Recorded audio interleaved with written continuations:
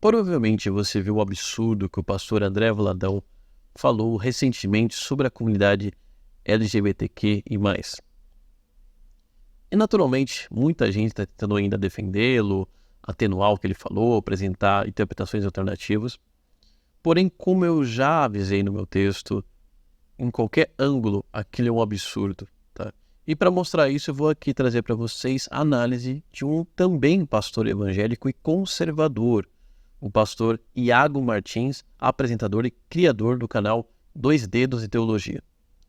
O que vou mostrar aqui que ele fala é muita coisa que eu já falei no meu texto, que eu postei lá no Instagram e no Facebook, e também tem muita coisa nova. Porém, mesmo ele não percebeu a maldade e a gravidade do que o Valadão falou, mesmo que você tente aqui ser bonzinho com o que ele falou, tá? Ou ele simplesmente não quis, né, falar totalmente a verdade aqui, tá? Então, nesse vídeo, vamos reagir, né, analisar, né, a fala, né, a apresentação, a defesa do Iago Martins e mostrar aqui o que há ainda de mais grave nesse caso. Se interessou? Então fique por aqui. Eu sou o biólogo Gustavo Lustosa e você está no Biologia Política, canal de divulgação científica, mas também de análise política. Então se inscreva no canal, compartilhe com os amigos. Agora você já fez isso, então vem comigo. Olá, Homo sapiens, tudo bem? Mais um vídeo aqui no canal. E antes de começar o react, eu quero explicar por que eu estou fazendo ele, né? Primeiramente, estou fazendo tão tarde assim porque eu não consegui editá-lo a tempo. Mas antes tarde do que nunca, né? Segundo, eu quero falar sobre esse tema aqui no canal porque o que a gente está vendo no mundo todo é um crescimento da opressão e perseguição e preconceito à comunidade LGBTQI+. Além, é claro, isso é uma coisa que já falo há muito tempo, de um aumento do fundamentalismo religioso evangélico que se tornou um projeto de poder. E sim, as duas coisas estão interligadas. Então, o que o Valadão fez foi um dos exemplos que vão ocorrer bastante ao longo dos anos desses fenômenos que eu citei. Então, isso aqui é pura política, ok? Não é teologia, é política, como vocês vão ver. Terceiro, eu escolhi fazer esse react da análise do pastor Iago porque ele é extremamente conservador, como vocês vão ver. Não quer dizer que eu concorde com ele, mas é para mostrar que até um conservador minimamente coerente, minimamente são ainda, consegue perceber o absurdo que o André Valadão falou. Ok? Olá, Homo sapiens. Então vou aqui colocar a fala do Iago. Eu pulei os 3 primeiros minutos porque ele estava explicando, ele contextualizando o caso e explicando inclusive que na verdade a equipe do André Valadão cortou esse trecho da pregação das suas redes sociais no original. Tem duas pregações que parecem ser, que muito provavelmente é o contexto em que ele estava falando, que ele falou esse trecho absurdo, tá? Então ele mesmo diz que ele viu os dois, né, as duas pregações, os dois vídeos, e vai colocar esse trecho no seu devido contexto, mas ainda assim explicar que, mesmo quando você entende o contexto de algo, tá, ou a intenção de alguém, você precisa analisar o que a pessoa falou, não só o que ela quis dizer. Mas enfim, vamos ver aqui juntos, rever o trecho absurdo e depois a análise do Iago. Porta que se abriu para o casamento homossexual, homoafetivo, não é um mero casamento. Ai, mas eles se amam, Jorjão com Jorjão, Terezinha com Terezinha.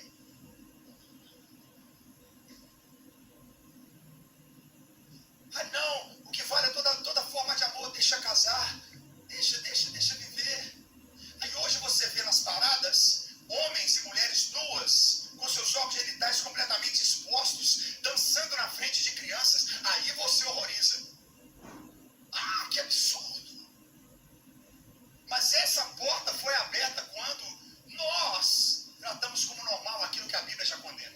Então vamos lá, vamos devagar, porque é uma salada de coisa que é difícil a gente conseguir mapear uma por uma, tá? A gente começa falando sobre casamento homoafetivo. Eu já fiz um material aqui amplo sobre casamento homoafetivo, se chama Nova Família. Você ainda não assistiu, você tá maluco, você perdeu o que há de melhor na internet, eu posso falar isso sem nenhuma vaidade. O que há de melhor na na internet brasileira, talvez internacional hoje, sobre casamento homoafetivo, é uma nova família. São 7 episódios, tá aqui no canal, você clica na descrição aí, você vai achar o link pra ir pra lá. É coisa nível Netflix gravado na guerrilha, entrevistando os melhores nomes do Brasil para discutir o assunto, tá lá. Eu, como cristão, sou a favor de equiparação da união homoafetiva com família? Não. Para mim, não deveria existir casamento homossexual. Agora, deve existir, já que homossexuais são membros da sociedade, alguma estrutura jurídica que lhes dê a possibilidade de fazerem uniões livres, protegerem seus patrimônios e terem relações de dependência que qualquer pessoa teria no ambiente público e civil. É só uma questão terminológica? Não é, porque existem questões que envolvem família dentro do ambiente legal, que está atrelado à procriação, que é uma coisa que não existe no ambiente de uma união entre pessoas do mesmo sexo. E você está inventando, vai assistir a Nova Família. Lá está especificado com detalhes como é que a gente enxerga, o que a gente propõe à sociedade de forma um pouco mais madura e juridicamente estabelecida, como homossexuais devem ser entendidos em suas relações na sociedade. Daí, do casamento gay até gays estarem pelados na frente de crianças, é um caminho muito longo, tá? E olha que eu sou contra as duas coisas. Assim como o André Valadão, eu não acredito em casamento gay. A união entre 2 homens e 2 mulheres não pode ser equiparada a casamento juridicamente, por mais que o nosso STF tenha feito a separação, mas não deveria. Concordo com o André Valadão. O pessoal pelado na frente de crianças nas paradas LGBT é uma coisa terrível, aterradora, é pedofilia. Fiz um vídeo inteiro sobre isso aqui no canal. Agora, a relação entre uma coisa e outra que o André Valadão está fazendo aqui, foi a porta que abriu e por que a gente permitiu o casamento gay na sociedade, gays podem ficar pelados na frente de crianças. Eu não sei de onde é que vai esse declínio escorregadio dele aqui, de uma coisa levar a outra. Não, é porque a gente está saindo dos padrões de Deus. Então, se sai dos padrões de Deus de um lugar, sai dos padrões de Deus de outro lugar. Mas veja, esse mundo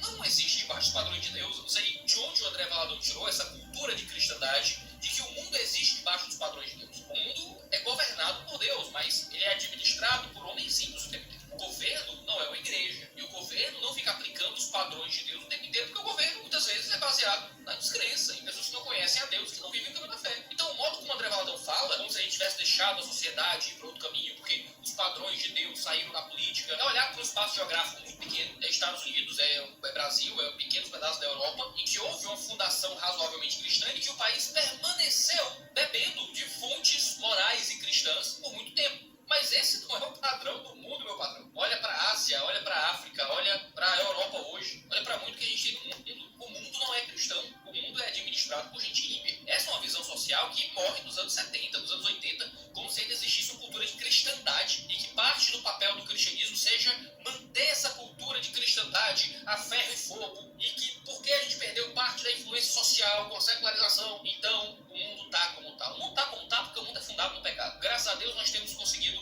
ter algum nível de influência social suficiente para gerar algum bem para a sociedade. Mas a gente vai perder essa batalha em algum momento. A gente vai continuar lutando para fazer o bem e o mundo oscila entre influência cristã e influência demoníaca. Por isso que a nossa função aqui não é cristianizar o mundo, mas é evangelizar o mundo. A nossa função não é criar um mundo cada vez mais politicamente cristão. É criar um mundo com cada vez mais convertidos. E quanto mais convertidos, mais a gente consegue abençoar o mundo, até mesmo nas esferas políticas. Mas nada disso aqui é o grande ponto que o André Valadão está colocando. Mas é importante você saber disso que eu estou dizendo, porque isso ajuda a entender o que vem a posteriori. André Valadão está chateado pela ausência de influência política, pela ausência de influência social. A igreja parou de definir os valores e os padrões que guiam os relacionamentos humanos, por isso os LGBT têm mais espaço na sociedade hoje. Bom, aqui realmente é um ponto muito importante, porque mostra o vício da visão do André Valadão e da visão de muitos cristãos evangélicos no geral. Por quê? Porque hoje os cristãos e evangélicos em especial têm a visão de que os cristãos deveriam dirigir e dominar o mundo. Tem um projeto político. Hoje se entende que a evangelização e a tarefa da igreja também deve ser política. E isso é problemático até do ponto de vista teológico, porque é até interessante isso. O protestantismo, ele tem a visão, a maioria dos protestantes, principalmente evangélicos, batistas e mais tarde os presbiterianos, mas principalmente mais tarde os pentecostais e neopentecostais, que faz parte do Valadão, eles têm a visão de que a Igreja Católica ela se corrompeu porque ela se envolveu com política, porque o Vaticano virou um Estado, virou um estamento político. Tá? E por isso acabou se corrompendo. Não estou falando que isso é certo ou errado, estou falando qual é a visão que os protestantes têm no geral e principalmente os evangélicos. Tanto que as igrejas batistas tradicionais têm como dogma a visão laica, que o Estado e a igreja devem ser separadas. Eles têm também como uma regra interna que pastores não podem fazer pregação política, etc. E os evangélicos pentecostais e neopentecostais, historicamente, tinham uma visão de que eles achavam que política era pecado. Era pecado. Tanto que tem uma fala antiga, mas que é muito conhecida, do Marco Feliciano, que ele fala assim, quando perguntaram se ele seria algum dia deputado, ele fala assim, eu nunca vou me rebaixar, porque eu sou embaixador de Cristo, por que eu vou me rebaixar sendo da política? Fala uma coisa assim. Que pena que ele não cumpriu essa promessa, né? Mas isso era um pensamento comum. O evangélico, em geral, achava que era pecado. E, é claro, existem ainda correntes que têm isso como dogma, como, por exemplo, o Testemunho de Jeová. Então, e é interessante que quando você olha para o Novo Testamento, você não vê em nenhum momento Deus falando para os cristãos se infiltrarem no Estado romano. E faria todo sentido fazer isso, porque a gente está falando de uma época de perseguição política. Muito pelo contrário, ele tiver uma visão muito passiva. Ore pelos seus líderes, respeitem, até mesmo coisas do tipo, você que é escravo, respeita seu senhor, obedece a seu senhor. Uma coisa realmente bem passiva mesmo, em relação às injustiças e problemas políticos da época. Isso é uma visão bem posterior ao cristianismo primitivo e é contraditória com a natureza do protestantismo e do evangelicalismo. O importante é que o Valadão e outros evangélicos têm um projeto político, têm um projeto de poder, e isso é assumido. Porém, eles justificam isso como uma espécie de narrativa de guerra santa, de purificar, de salvar a terra, de proteger as criancinhas, etc. Tá? Mas é um projeto político, que cedo ou tarde vai fazer com que esses caras virem políticos, ganhem poder, ganhem dinheiro, etc. Não é à toa. Tá? No ponto anterior, que não posso deixar de passar, são 3 coisas. A primeira coisa, o Valadão faz algo já absurdo, que ele liga a comunidade LGBTQI+, com pedo. É isso que ele faz. Então, aqui, literalmente, não é meias palavras. Isso é um absurdo por completo. Porque ele pegou uma manifestação que ocorreu nos Estados Unidos, tá? Em que tinha, sim, pessoas peladas, tinha, sim, pessoas com roupa até de fetichistas e tal, e tinha crianças ali. Errado, não vou passar pano para isso. Só que isso não representa todos os homossexuais e pessoas da comunidade, tá? Isso sequer aconteceu no Brasil. Isso acontece com o funk, isso acontece no carnaval, isso acontece em um monte de outros ambientes com heterossexuais. Então, aqui não tem nada a ver com casamento homoafetivo, nada tem a ver com a comunidade LGBTQI+, ou casamento homoafetivo. E esse é um ponto que começa já. O Valadão está demonizando a comunidade. Ele está desumanizando ela. Porque quando você fala que alguém é pedo, existe uma questão cultural nossa de tratar essa pessoa como um monstro, que não é nem errada, só é hipócrita. Como eu já falei até num texto antigo, até posso falar mais tarde, um dia depois sobre isso. No fundo, o brasileiro não é contra a pedofilia, tá? O brasileiro é contra um tipo específico. Entretanto, todas as outras formas de pedo e de abuso, inclusive, são muito justificadas pela nossa sociedade, tá? Infelizmente. Mas fica para outro dia. Mas, de maneira geral, quando você fala que uma pessoa é um pedo, as pessoas justificam você ir lá bater, matar, torturar, etc. Tá? Então, quando ele fala que a comunidade LGBTQI+, tem alguma ligação com isso, ele está demonizando essas pessoas e equiparando elas com o pior que existe na sociedade. Já é grave isso por si só. Não precisava, só essa parte já teria motivo para a gente falar aqui um monte. Mas faz parte da narrativa dele. Tá? Segunda coisa, como vocês viram, o Iago é contra o casamento homoafetivo, ou o casamento de pessoas do mesmo sexo. Ele é conservador. Só que há uma diferença de alguém apresentar argumentos para isso, mesmo que você discorde. Outra coisa é você demonizar alguém. É você dar a entender que essa pessoa merece a morte, como o Valadão vai fazer. Pra casar e agora pra ele, pra ficar pelado na frente de criança. Então agora é hora de tomar as cordas de volta e dizer, não. Pode parar, reseta. E aí o que vem? Puxar as cordas de volta. Que é isso? É voltar a igreja a definir para onde vão as coisas da sociedade. É disso que ele estava falando antes, é disso que ele passa a falar agora. E se você assistir o sermão completo dele, é disso que ele está falando o tempo inteiro. Da influência da igreja sobre a sociedade, para definir os valores, para definir para onde vai a cultura, para estabelecer os seus próprios ideais e valores também na sociedade. Aí Deus fala, não posso mais. Já meti esse arco-íris aí. Se eu pudesse, eu matava tudo e começava tudo de novo. E aqui começa a porcaria, tá? Porque o que é que André Valadão evoca aqui? Ele evoca a história de Noé. A história de Noé, em Gênesis capítulo 6, a partir E quando a maldade se multiplica no mundo, e a maldade ali não é homossexualidade, a maldade de forma geral pode incluir a homossexualidade, segundo o relato bíblico, já que a prática e o comportamento homossexual é tratado como pecado em ambos os cercamentos. Mas a maldade se estabelece no mundo e Deus então destrói toda a humanidade, com exceção da família de Noé. Depois disso, o pecado volta ao mundo ao jeito como o relato bíblico nos mostra que a origem do pecado está indelevelmente atrelada à raça humana. Pode matar todo mundo, destruir todo mundo, o pecado continuará lá se houver ainda um único homem por ali. A primeira coisa que acontece depois do dilúvio é um pecado. É Noé cometendo pecado, assim como Adão e Eva cometeram pecado. E depois que isso acontece, Deus faz um pacto com a humanidade que nunca mais destruiria a humanidade por água e traz um arco-íris como o sinal visível desse pacto. Então, o que André Valadão está dizendo? Ele evoca a ideia de resetar, não, vamos começar tudo de novo, e agora ele volta a ideia de resetar para a ideia de um Deus que destruiu a humanidade e refez a humanidade a partir de Noé. E Deus dizendo, não posso fazer isso mais, eu não reseto mais. O mundo está cheio de maldade, o mundo está terrível, cheio de pecados, eu não posso mais. Só que o modo como André Valadão coloca isso é como se Deus estivesse lamentando, é como se Deus estivesse dizendo, bem que eu queria matar todo mundo, mas eu não posso. Bem que eu queria matar todo mundo, mas eu não posso matar todo mundo mais, porque eu fiz um pacto e coloquei o arco-íris como selo disso. O modo como o André Valadão coloca já é muito ruim, tá? Já é bem grosseiro, já é uma falsificação do próprio caráter de Deus debaixo da nova aliança, apresentando um caminho de graça e de misericórdia, convidando o mundo ao arrependimento, onde Cristo vem e diz, não vim para condenar, mas para salvar, justamente porque já estamos condenados. Então existe uma mão de misericórdia nos convidando, por mais que exista, claro, a promessa de um juízo. Mas um Deus que está lamentando não poder nos destruir, não representa um cenário bíblico. O modo como o André Valadão coloca a coisa aqui, mas que ele não diga verbalmente, ele diz através da forma do discurso. Eu não posso fazer nada.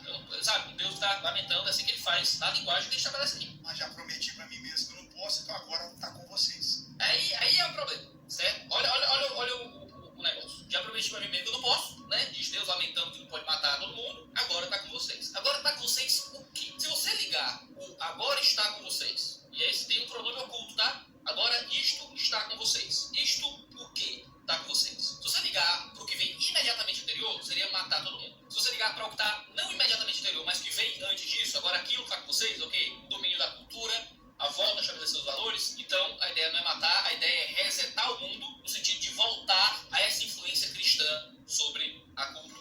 Qual o problema? É um discurso absolutamente irresponsável, porque a interpretação primária do que ele diz, o que ele é absolutamente estabelecido dentro desse pequeno bloco de discurso, é que aquilo que Deus queria fazer e está podendo é aquilo que a gente vai fazer, é matar todo mundo, matar as pessoas que estão debaixo do caminho de pecado. E se isso já não ficasse dúbio bastante, ele meio que, sabe, volta, como que querem dizer algo que ele não pode dizer. Olha só. Você não pegou o que eu disse tá com você. Entendeu? Aí quando ele disse, você não pegou o que eu disse tá com você. E ele repete de novo, diz, não, você não entendeu direito, tá com você. Não explicita, não deixa muito claro.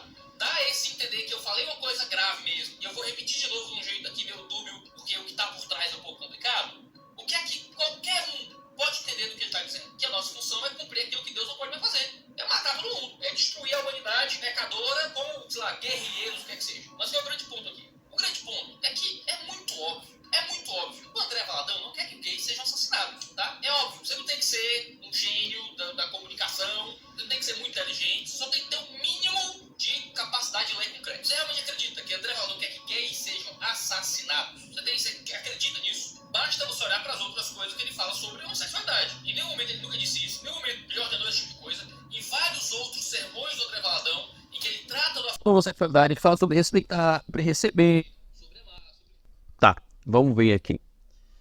Como o próprio pastor Iago mostra, o Valadão simplesmente ele distorce completamente a história de Noé, que é uma história simples, é uma história contada para criança, tá? Ele inventa e ele fala isso depois, quando ele vai se desculpar, ele fala isso depois, que confirma a ideia de que ele acha que o dilúvio ocorreu por pecados sexuais. Não existe em nenhuma parte da Bíblia qualquer menção sobre isso, ok? Fala apenas que a perversidade estava no seu auge, o pecado não há nenhum momento citação de pecado sexual. A única coisa parecida com o pecado sexual é quando fala que os filhos dos homens, os filhos de Deus, se relacionam com as filhas dos homens. Existe uma interpretação baseada em apócrifos que fala que esses filhos dos homens, filhos de Deus, seriam anjos e as filhas dos homens seriam humanas. Então seriam anjos que desceram do céu, pecaram contra Deus e se relacionaram com mulheres, deram origem a gigantes, enfim, tem toda uma fantasia sobre isso. Mesmo que isso seja o que está falando no texto, tá? Que muita gente não concorda, ok? Novamente, isso não tem nada a ver com homossexualidade. Absolutamente nada a ver, ok? E sem falar que isso não responde, porque fala que toda a humanidade pecou. Aí não é um pecado só Esse caso é um pecado de anjos. Você pode falar que os filhos dos anjos fizeram as pessoas pecarem, beleza. Mas ainda assim, seriam que ser homens e mulheres pecando, tá? Toda a humanidade, no caso. E de qualquer maneira, novamente, não há citação de homossexualidade. Não há. Nada. Até a relação entre anjos e as mulheres são heterossexuais, porque os anjos, digamos assim, formam de homens, e as mulheres são mulheres, tá? Ok? Então não tem nada aqui. Se ele ainda falasse Sodoma e Gomorra, faria algum sentido. E olha que Sodoma e Gomorra, na verdade, a história não é um texto criticando só a homossexualidade. É um texto criticando você maltratar o estrangeiro. Tanto que no hebraico, sodomia queria dizer isso. Um sodomita é alguém que maltratava estrangeiros. Porque na história de Sodoma e Gomorra, né, fala que Ló vivia ali com sua família. E aí quando dois homens, alguns acham que eram anjos, foram visitá-los, a população local queria abusar desses dois homens. Então, tipo, a questão não é homossexualidade aqui, a questão é abuso. Se fosse mulheres querendo abusar deles, ia ser menos pecado. Se fosse duas mulheres visitando Ló, e aí quisessem abusar dessas mulheres, aí não tem problema, é hétero. Não, o problema é o abuso. Acho que não precisa explicar isso, né? Então, o texto não está falando necessariamente de homossexualidade, está falando de abusos. Não vou comentar, que vai ter vídeo cai. Tem sim outros textos que falam sobre isso. Não vou entrar aqui. Não quero explicar, não quero ensinar para rezar, nem pastor a pregar, tá? Mas o texto de Gênesis, assim, definitivamente não fala sobre isso. Então, o Valadão, ele distorce um texto muito simples para enfiar a homossexualidade ali, tá? E ele faz uma frase ambígua, que a interpretação mais simples, que nem o próprio Iago falou, é que sim, ele está falando sobre matar. Porque, como ele vai explicar depois, beleza, não, resetar, e depois o próprio falando, não, resetar aqui era a igreja tomar as rédeas, controlar o mundo, a ética normal, se a ética cristã, etc. Porém, veja bem, matar a comunidade LGBTQI+, para uma pessoa doente, não entraria em contradição com isso. Para uma pessoa que tem uma visão meio jihadista, digamos assim, isso faz parte desse projeto também, tá? Ok? Então, né, que eu vou falar aqui, mesmo que ele não queria dizer isso, né, a frase ali, a construção da narrativa dele, aponta o quê? Que os homossexuais mereceriam morrer. Tanto que ele, como o próprio Iago falou, ele até inclusive cai numa heresia. Ele dá a entender que Deus se arrependeu de criar essa promessa de que não iria mais matar pessoas com dilúvio e que ele queria matar pessoas. Então, tipo, ele já vai contra a onisciência de Deus e contra a onipotência de Deus, porque Deus não sabia que se arrepender e não tem poder para quebrar essa promessa. E segundo, né, sobre o caráter de Deus. Então, Deus do Valadão não é um Deus amoroso, é um Deus com ódio, é um Deus odioso. É muito claro isso. É um Deus que odeia humanos, é um Deus que odeia pessoas. Se você quer matar e não faz porque tem uma coisa que te obriga, você odeia aquilo, tá? Só que essa construção ainda dá a entender o quê? Que os homossexuais mereciam morrer. Mas por causa de uma promessa, por causa da morte de Cristo, infelizmente, nem os cristãos nem Deus pode fazer isso, tá? Porque, veja bem, é igual você falar pra uma pessoa, nossa, eu adoraria quebrar a sua cara, mas a lei não me permite. Eu não tô falando uma coisa boa pra você. Eu tô deixando bem claro, eu te odeio, quero te quebrar do meio, mas não posso. É basicamente isso que o Vadão disse. Eu quero que os homossexuais morram. Deus quer que os homossexuais morram e outros pecadores, porque ele tá falando de homossexualidade. Ele até mesmo fala que o dilúvio foi por alguma coisa a ver com homossexualidade, que é mentira. Numa interpretação literal e tal, acreditando na história bíblica. Então, o que ele tá falando os homossexuais mereceriam a morte. Eles merecem a morte. É que, infelizmente, Deus falou que não pode matar. Por causa do arco-íris, por causa da morte de Cristo. Foi um erro aí de Deus, mas fazer o que? Agora a gente tem que fazer isso, tem que só pregar. É esse o discurso. Mesmo você colocando o texto e tal no seu contexto, acreditando no que o próprio Valadão falou depois, só confirma que essa é a mensagem dele. É uma mensagem de ódio, ok?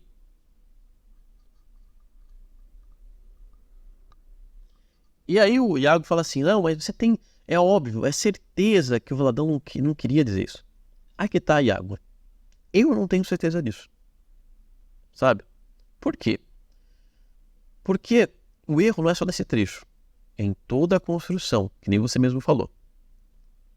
E aí nós temos 3 possibilidades que as 3 coisas podem estar juntas.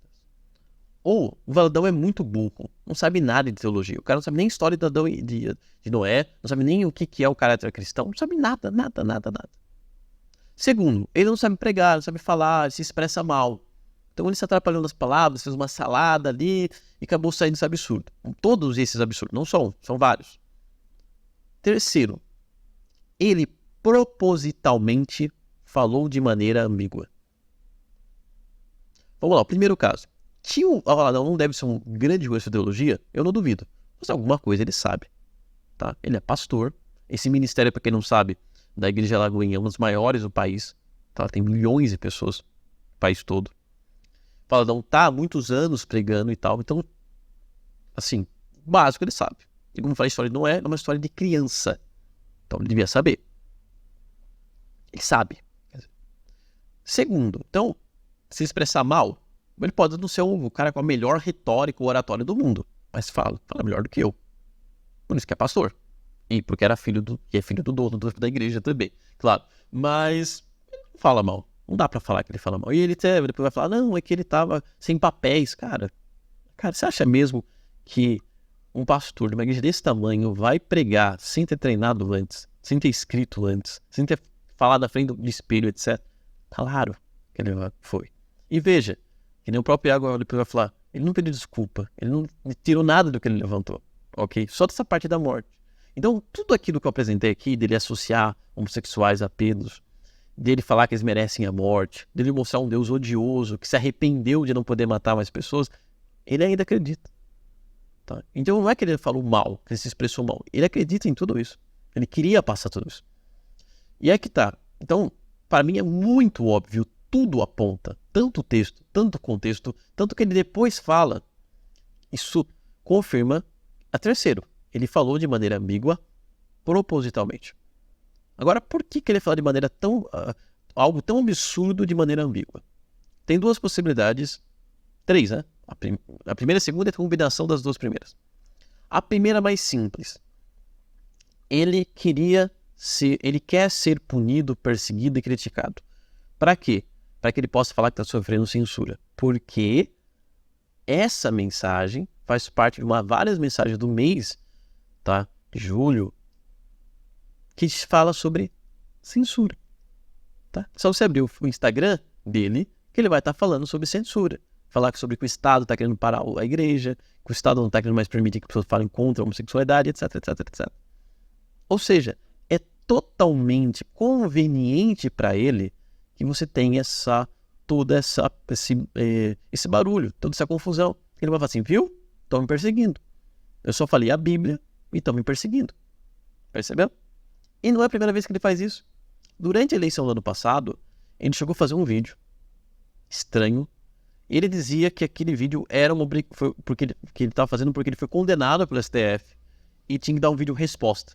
Na hora, eu até estranhei o vídeo, porque o vídeo parecia muito sarcástico. Mas eu falei, vai que passou, né? Depois, o próprio STF falou, olha, é mentira. O caso dele está sendo julgado ainda, está no processo ainda. Em andamento, a gente não condenou ninguém. Ele fez porque ele quis o vídeo. Ou seja, o André Valadão mentiu. Fez uma fraude. E pela Bíblia, o pai da mentira é o diabo. Então dá para saber que tipo de pastor, entre aspas, é ele. Que tipo de cristão, entre aspas, é ele. Então, esse tipo de discurso parece ser exatamente a mesma estratégia. Ele está criando um caso para ser punido, para ser processado e assim se passar por vítima. Tá? Se isso for verdade, só isso for verdade, já é um absurdo, porque ele, além de estar mentindo de novo, ele está fazendo uma mensagem completamente irresponsável, porque, vamos lá, mesmo que, vamos supor que que a frase não fosse assim, a única interpretação e tal, a melhor interpretação. Tem gente louca no mundo todo, tá? Existe gente louca no Brasil, fora. Então, existem pessoas que só precisam que só querem um pequeno gatilho, uma desculpa para cometerem um crime. Nós já somos um dos países que mais mata travestis e homossexuais no mundo. Então, ele falar uma frase dessa ambígua pode ser a desculpa que o homofóbico quer para matar pessoas. Pode ser o gatilho que vai fazer um pai ou uma mãe expulsar seu filho homossexual ou travesti de casa. Como já acontece muito, e esse filho ser abusado na rua. Ele tá falando uma coisa muito, muito séria, sabe? Então, se ele realmente falou assim, vou falar uma coisa ambígua para ser perseguido depois, ele já é um monstro. Ele já é um irresponsável, tá? Ok? Agora, algo pior. Pode ser. Veja bem que eu tô falando tudo pode ser, parece ser, para ninguém me processar depois. Tô afirmando nada. Deixo vocês concluírem. Pode ser que ele quer que algumas pessoas interpretem assim, de maneira literal, que ele quer que mate pessoas. Ele não só pensou nessa possibilidade e não ligou. Ele quer que ocorra essa consequência. Tá? Porque ele simplesmente ligou homossexuais e a comunidade a pedos. É uma coisa muito grave. Só isso é o suficiente para alguém sair batendo em alguém, espancando alguém, até matando. Então, pode ser que ele deixou ambíguo para que quem não aceitaria uma frase dessa interprete a outra coisa. Que é, não é resetar, é pregar, é a igreja voltar a dominar o mundo. Coisa que nunca aconteceu. Mas tudo bem, deixa a fantasia dele. Ou, e para quem quer ouvir o discurso pró-chacina, entenda também. Isso é um pouco parecido com o que a gente fala para neonazistas e racistas em geral, que é o apito de cachorro. Não estou falando que ele é neonazista ou racista. Interpretem direito. Estou falando que a estratégia é parecida. Porque assim, principalmente na Europa ou nos Estados Unidos, frente à Europa, você ser racista ou neonazista, assim, a chance de cadeia é muito grande. Então o que eles fizeram? Eles começaram a ressignificar símbolos e gestos para que símbolos e gestos que não tinham nenhum problema antes possam ter um sentido, possam ser uma forma de se comunicar, de se mostrar que eles são isso para quem também é. O ok é um exemplo. Okay? O ok hoje é usado por esses grupos neonazistas na Europa e nos Estados Unidos para sinalizar que eles são. Então assim, antigamente ninguém sabia fora eles. É tipo uma coisa secreta. Hoje, você estuda, é claro, você sabe. Só que o que acontece? Quando eles fazem isso, alguém aponta e fala assim, você tá louco, é só um ok, essa tá coisa da sua cabeça. Outro exemplo, 88. Bebê leite, sim, tem isso em alguns lugares, tem essa simbologia, etc. Tá? Claro, fala assim, mas quando acontece de fora, de lá e tal, talvez não tenha isso. Eu não tô falando lá na Europa e Estados Unidos. Tô nem falando assim, se acontecer isso com o Brasil é a mesma coisa. Tô falando na Europa e Estados Unidos. Então isso é o apito de cachorro. Por que apito de cachorro? Porque o cachorro, eles escutam ondas sonoras que a gente não escuta. Então tem um apito que você pode utilizar para controlar cachorros e tal, que só eles vão escutar. Você não escuta, mas o cachorro escutou. A ideia é mais ou menos a mesma coisa. Você lança uma mensagem que para uma pessoa que não estuda e não é desses grupos radicais, não vai entender nada, ou vai achar que é inofensivo. Mas para quem entendeu a mensagem. Então talvez a maneira muito atrapalhada, claro, ele mandou uma mensagem, um apito de cachorro. Ele mandou uma mensagem que, para alguém, sem ser mal intencionado, que gosta dele, que é evangélico, vai entender uma coisa positiva, tá? Agora, para alguém mal intencionado, isso é um absurdo. Isso vai ser a desculpa que quer para violência, tá? E assim, eu não duvido que ele possa querer fazer isso. Não posso provar, porque eu não estou dentro do coração da mente dele, mas em qualquer um dos casos, já é algo terrível, porque ou ele sabia que alguém poderia interpretar de maneira assim e não ligou, porque ele quer se posar de vítima, ou segundo, ele sabia que alguém queria interpretar dessa maneira e quer que alguém interprete dessa maneira, para depois ele falar assim, não fui eu. É igual, por exemplo, o Bolsonaro. Acho que o exemplo melhor é o próprio Bolsonaro. Bolsonaro ficou os 4 anos negando que as urnas fossem confiáveis, falando que o PT ia trazer o comunismo, ia destruir o país, fazendo todo um terrorismo. O que culminou isso? 8 de janeiro. Os malucos foram lá, quebraram tudo, avançaram em policiais e queriam um golpe, queria morte. Houve morte de pessoas, inclusive naquelas paralisações dos caminhoneiros. O que o Bolsonaro fala? Não tem nada a ver com isso, acho. Tem alguma fala minha mandando as pessoas ir para o Rio de Janeiro? Não, não tem nenhuma. Eu só criei o contexto, mas falar da ordem final não fui eu. É a mesma, pode ser a mesma coisa. Então, eu não sei, Iago. E mesmo que não seja, ainda é grave. Ok? Cuidar, isso tá até no sermão que eu comentei dele, do vídeo passado, em que ele é meio turrão também, ele fala no vídeo, ele deixa claro lá, igrejas devem ser amados, recebidos, cuidados. É óbvio que o André Valadão não é um psicopata maluco querendo levantar pessoas armadas para matar homossexuais. Isso é óbvio, é claro que é óbvio. O problema é o que ele diz. O que ele diz, a interpretação primária mais simples do que ele está dizendo é que a gente deveria matar gay. Então o que é que eu, ou você, como intérprete do que está dito, tem que avaliar o que está dito a partir do contexto maior das coisas que ele fala e a partir do contexto maior daquilo que foi pregado. Se a gente vê o que foi pregado, o que é que ele fala logo depois? Que o cristianismo deve estabelecer a moral social a partir dos ideais cristãos. Então o que é que parece que ele está querendo dizer na verdade quando ele diz que a gente deve fazer o que Deus não faz mais, que é resetar o mundo, o que Deus teria feito por meio da morte das pessoas no tempo do dilúvio?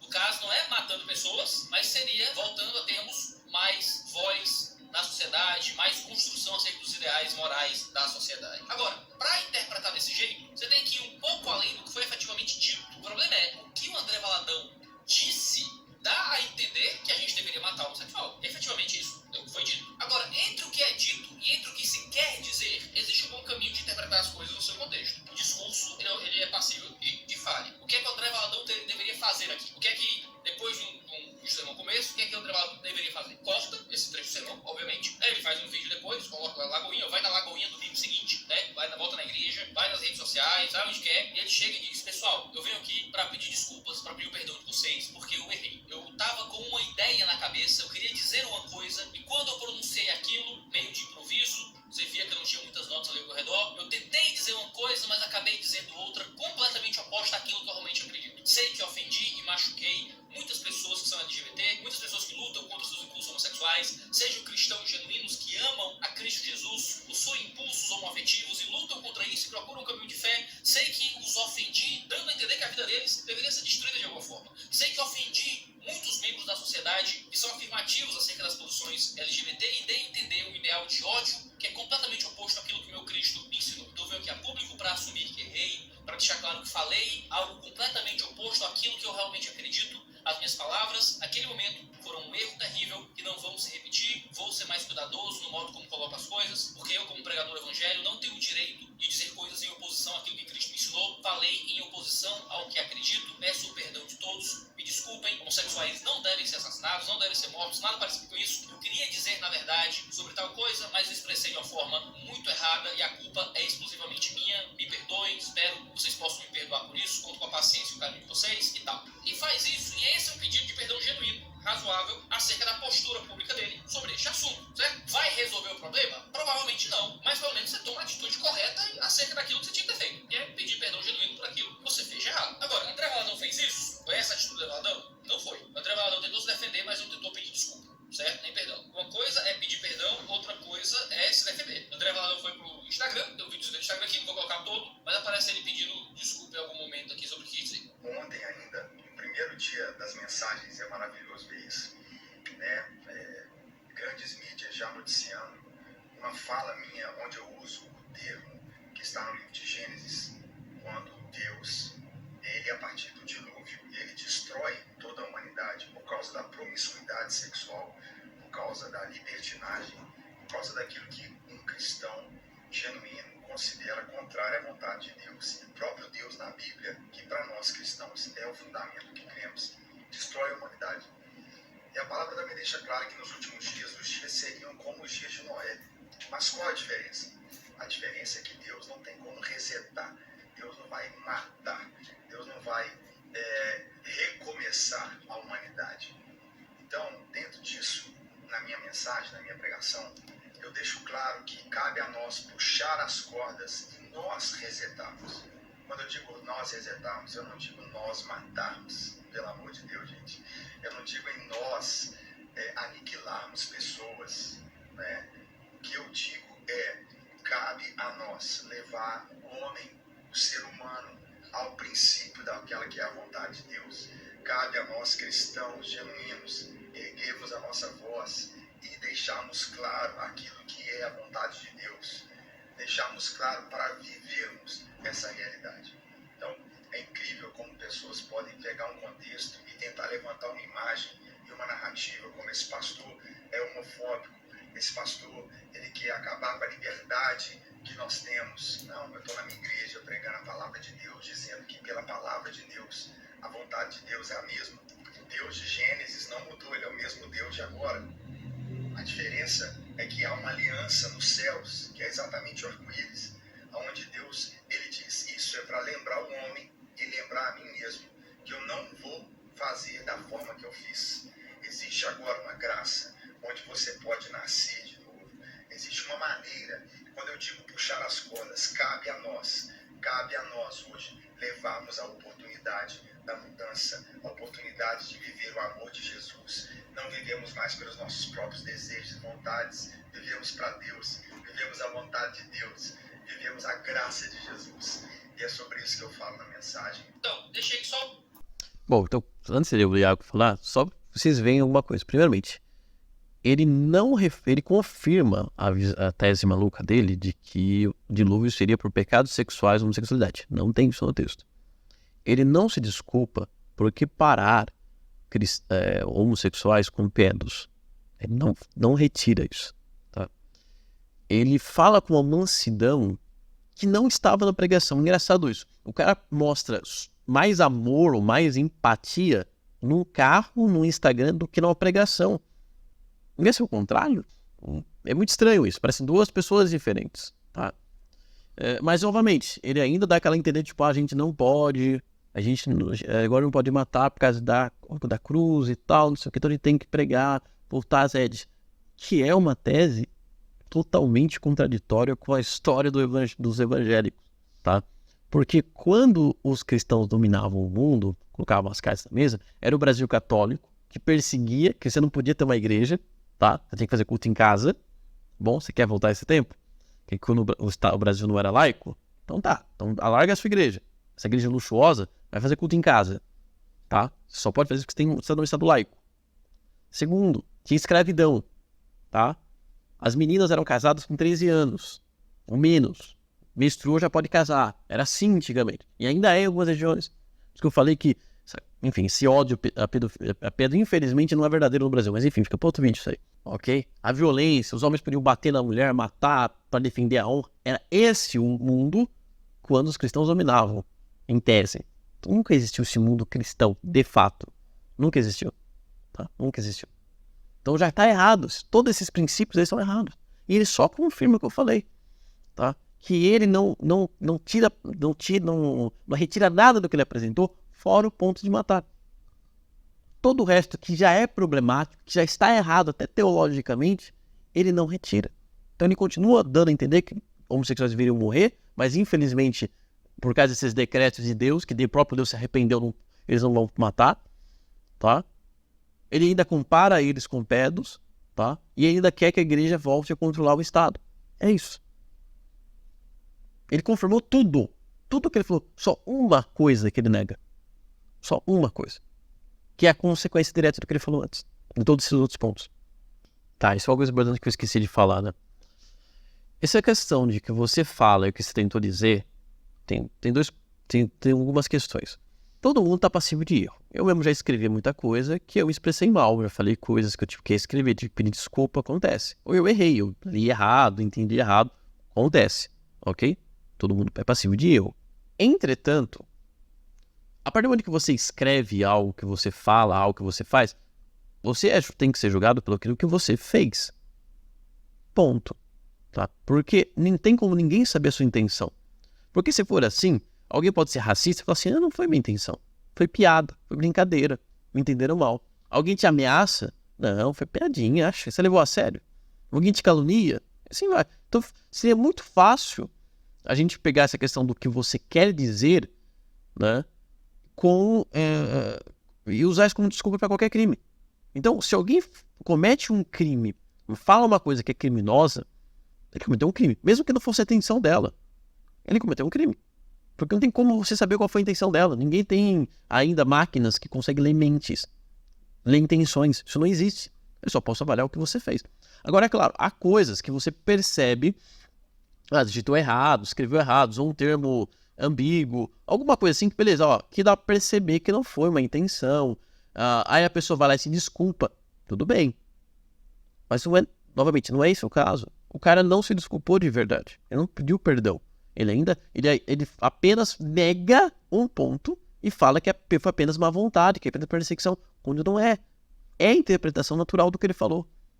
Mesmo que você coloque no contexto, que nem o Iago falou, não, você acredita nisso? Então veja, é uma questão de fé. Eu tenho que acreditar no Valadão para acreditar que ele não quis dizer isso. O que ele falou não me permite ter essa... Bom, então é uma questão de fé que o Valadão não falou isso nesse sentido, tá? Você fala assim, mas é pelo contexto, pelo que as outras coisas que ele falou. Cara, tem muita gente que fala coisas tipo, você tem que tratar bem alguém, por detrás é um monstro. Então, assim, ele precisa só apenas contraditório. O que nem eu falei, ele realmente quis fazer um peito de cachorro. Não tem como a gente saber. O que ele fala ali não dá elementos pra gente ter certeza. A frase dele realmente é ambígua. E dá muito bem pra ser interpretado dessa maneira. Agora, se é a intenção dele ou não, tem que ser investigado. Mas como eu falei, tudo leva a crer que, pelo menos, tudo leva a crer que ele, no mínimo, sabia que poderiam pensar assim e não ligou. Porque ele queria se fazer de vítima. Tá. Vamos ver lá o resto que o Iago fala. Bom, pessoal, aí pro final, o Iago começa com um discurso bastante moralista e tal, e então já começa a fugir um pouco do qual é o objetivo aqui. Ele também até comenta, fala que até houve um caso que ele acha que foi um exemplo de massacre da internet injusto, que foi o caso do Constantino sobre a filha dele. Eu discordo, então, e também foge um pouco do assunto.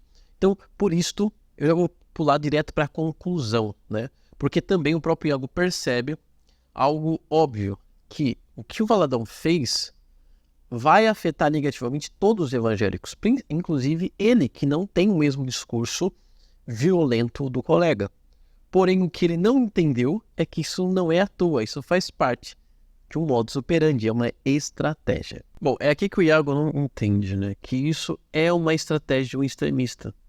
O extremista, ele cria a crise quando não tem, ou ele aumenta a crise. Porque quando você cria uma crise, um contexto de guerra, metaforicamente ou até literalmente, só resta a guerra. Se realmente não é o que está acontecendo, está muito longe disso, mas vamos supor que os progressistas se unem e falam, vamos proibir os evangélicos, vamos perseguir os evangélicos.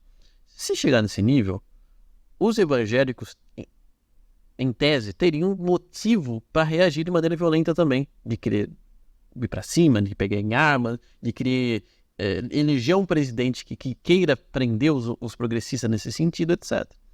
Então, essa é a estratégia. Por isso, por exemplo, que o Bolsonaro ele foi eleito, ao invés de querer governar, ele continuou fazendo crise. Ele foi eleito falando que ele teve mais votos. O cara colocou em dúvida a própria eleição que o elegeu. Né? Então, assim, por quê? Porque isso é uma tática de um radical. A ideia de um radical é justamente criar um ambiente de guerra, porque isso só permite os radicais existirem, tá? No momento de paz, você tem espaço para moderados, para conversar, para dialogar, para pensar. E aí os radicais, que por natureza ou por incompetência não sabem não serem radicais, vão se dar mal. Então o radical ele cresce na crise. Então isso é uma tática dele. Ele quer que haja perseguição, porque aí isso vai confirmar a tese dele que a igreja está sendo perseguida, que você precisa ser como ele. É estratégico, é a intenção dele. Entendeu? Porque, por exemplo, se o Iago for processado, for preso, às vezes sem motivo ou por um motivo menor, fala, viu? O que adiantou? Que é o que vocês vão ver depois. O que adiantou você ser bonzinho? Você falar calmo, falar manso? Tem que ser como o Valadão, colocar a boca no trombone, tem que falar o que quer, porque a gente vai ser preso de qualquer jeito, vai ser preso de qualquer jeito. Tem que votar no Bolsonaro, porque assim ele manda matar, manda prender, mesmo que ele tenha erro, mas pelo menos ele não vai deixar a gente pregar. Entendeu? Essa é a estratégia. Não é à toa isso. Que vão lá no vídeo dele, tá no canal dele, tá? Vocês podem descer e vocês vão ver uma série de cristãos falando assim, viu? Não adiantou nada você ser moderado, se você falar manso, se você falar do jeito certo, as pessoas estão xingando, Estão falando pra você morrer também. Estão falando que a igreja tem que ser condenada. Não adianta nada a gente se dividir. Não adianta nada não sei o quê. Então, veja que mesmo quando um pastor explica que teologicamente isso está errado, e segundo, foi muito, no mínimo, muito maldito, expressado de maneira errada, ainda há pessoas que vão concordar com o Valadão, ainda vão defender o Valadão, porque muito provavelmente são homofóbicas, e terceiro, vão, devido a essa reação, a concordar ainda mais com ele. Porque vão imaginar, pô, então se eu sou moderado, educado, sou perseguido, então melhor eu chutar o pau do barraca mesmo. Eu começar a falar de perseguição, começar a falar de violência também. Tá? Então, isso só confirma o que eu falei. Isso é um modus operandi de um radical, de um extremista. Ele cria, ou gera, ou aumenta uma crise para que as pessoas se tornem cada vez mais extremistas. Né? É o famoso lá, o tendência da ferradura, né? Mas a ideia é que é o quê? Quando um lado se radicaliza, o outro vai radicalizar também. Tá? Alguns falam que é a teoria do pêndulo, né? Que você puxar muito para um lado, o pêndulo vai para o outro lado, sim, no sentido contrário, com a mesma intensidade. Então é isso. Enfim, o ponto aqui é como o Iago confirma, né? Está teologicamente errado o que ele falou, tá? Segundo, a interpretação mais simples que falou, sim, é sobre matar pessoas. Terceiro, aqui, e aí que o Iago não percebeu, mesmo você interpretando sem ser sobre morte, ele ainda compara homossexuais a pedos, ele ainda fala que eles merecem morrer, eles ainda apresentam um Deus que odeia. Pô, se você quer a morte deles e não pode porque você fez uma promessa que você se arrependeu, você odeia, não tem outro nome, tá? E quarto, e principalmente, tudo aponta que foi proposital essa ambiguidade. Ou para lhe fazer de vítima, ou, né, para realmente isso ser um pé de cachorro. Não sei se esse último é verdadeiro, não estou afirmando que é. Mas essa possibilidade, ela é real. E mesmo que não seja, é totalmente possível e provável, na verdade, que muitas pessoas vão ver essa pregação, vão entender isso, que eu tô falando, e vão ser ainda mais violentas com homossexuais, trans, etc. Até porque, infelizmente, esse é o padrão que nós estamos vendo no mundo todo. Ok? Então, assim, o caso é muito pior. E, por fim, isso parece ser uma estratégia mesmo. A ideia é criar, colocar fogo no parquinho mesmo, para as pessoas serem mais radicais, e aí em 26, por exemplo, se criar uma guerra, tá? De que, pô, a gente tem que votar no Bolsonaro, senão vai perder de perseguir cristão, vai fechar a igreja. Eles precisam que essas fake news se tornem realidades. Entende? Esse é o ponto.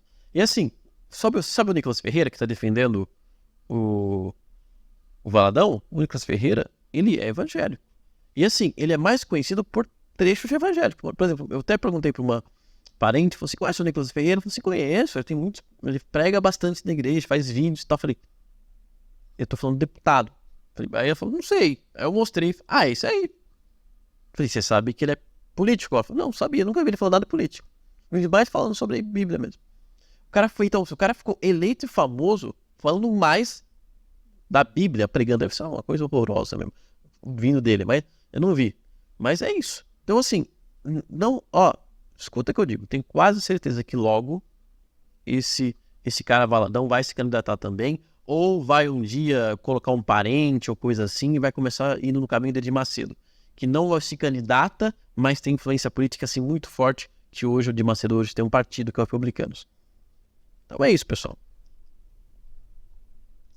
A situação ela é muito mais grave do que parece, não adianta passar pano, e a gente precisa combater. Então você, que é um cristão verdadeiro, você precisa urgentemente combater esse tipo de discurso na sua igreja, no seu entorno, dentro de você. Porque é um discurso pecaminoso, que é mentiroso, é violento, distorce as escrituras, distorce o caráter de Deus. Tá? E vai levar a uma guerra, e todo mundo vai perder. Os únicos, assim, quer dizer, a grande maioria vai perder. Os únicos que vão ganhar são esses grandões. Porque assim, se acontecer uma guerra civil, o cara pega o jetinho dele e vai para os Estados Unidos e volta. Quem vai sofrer é você. Vê lá o 8 de janeiro. Quem que foi preso? Foi o bucho de canhão. Deputado, Bolsonaro. Tá de boa. Não aconteceu nada com ele. mesma coisa. Se o Brasil piorasse, virar uma guerra mesmo civil ou virar uma situação muito terrível, esses caras vão vir eles vão continuar igual. Ou pior, eles vão melhorar, vão ser eleitos, vão ganhar voto, vão ganhar dinheiro, vão ganhar pix, né, que o Bolsonaro tava ganhando. Você e eu, que a gente vai se ferrar. Você que não tem nada a ver com esse assunto, eu que não tenho nada a ver com esse assunto, também vai se ferrar. Você que é pastor, que quer pregar a sua palavra, vai se ferrar também. Então você tem que combater isso. Não deixar essa temperatura aumentar. Falar, peraí, volta. Não há necessidade disso.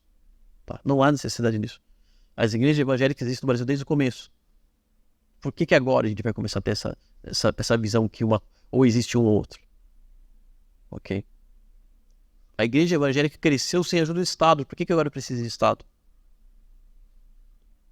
E nós, né, que não somos igrejas ou coisa assim, não somos religiosos, temos que deixar claro o perigo, mas também tomar cuidado para não sermos intolerantes de maneira religiosa. Não podemos colocar todos os evangélicos, todas as igrejas no mesmo saco, falar de fechar a igreja, porque aí você dá munição para esses caras.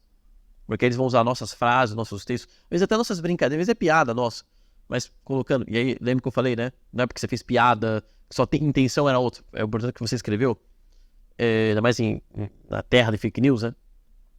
Se nós vamos pegar essas coisas e vão usar, falar, viu? Eles querem fechar a igreja, tem verdade, tem que bater mais ainda. E, como eu falei, a tendência está muito longe de perseguir a igreja.